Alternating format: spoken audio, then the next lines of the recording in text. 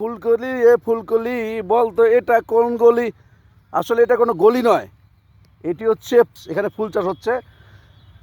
কেউ কি বলতে পারবে এটি কোন জায়গা?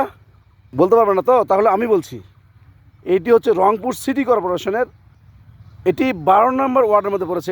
এটি যে ফুল চাষি ভাই, তিনি শুধু ফুলের চাষ করে থাকেন। এই যে দেখেন কত সুন্দর ফুল, টাটকা টাটকা ফুল, অনেক ফুল। কারো না কারো বিয়ে, বিভিন্ন অনুষ্ঠানে এই ফুলের ব্যবহার হয়। রাজনৈতিক সভা সেমিনারের ক্ষেত্রে, সংবর্ধনার ক্ষেত্রে। চারপাশে দেখতে পাচ্ছেন, আমি কিন্তু এর মাঝখানে গেন্দা ফুল, এই যে ফুল দেখছেন, ঠিকভাবে ফুল চাষ হচ্ছে এখানটায়। আরও অন্যান্য ফুল আছে, এই ফুল চাষে লাভ আছে, একটু খালি পরিচর্যা করতে হবে। ফুলের চাহিদা কিন্তু আমাদের 12 মাসে ফুলের চাহিদা আছে। আনিসুল হক আর ফুল বাগান পরে ঠাকুরগাঁ, পঞ্চগড়, দিনাজপুর, পার্বতীপুর, রংপুর লোকাল বিভিন্ন স্থানে এই ফুল চলে যায় না?